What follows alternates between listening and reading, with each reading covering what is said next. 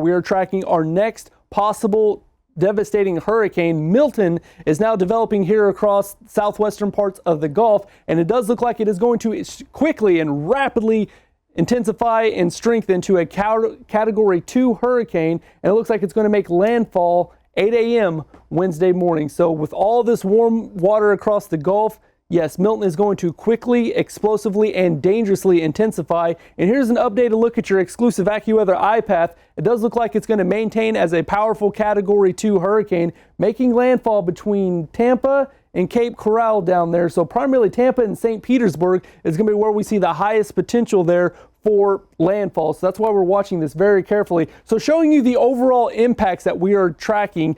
This is where we're primarily looking. It's going to be central Florida under the bullseye here for us. And this is where we're going to see widespread flooding, widespread power outages from strong winds, and also dangerous storm surge here for some areas. So let's break down these threats. Rainfall. How much rainfall are we going to see? Well, in that darkest shade of green right there, these areas are going to see every bit of 8 to 12 inches of total rain. We're talking a foot of rain across these areas, including our AccuWeather local storm max. Some of these areas could see localized up to 30 inches of flooding rainfall. 30 inches of flooding rainfall. That's what some of those areas in the Carolinas saw, and we've been reporting on the widespread devastation caused by that much water. So this is what we're looking at here across central parts of Florida as we head into next week. In addition to that, also very strong winds with our AccuWeather local storm max of 120 miles an hour as Milton makes landfall there south of Tampa and St. Petersburg.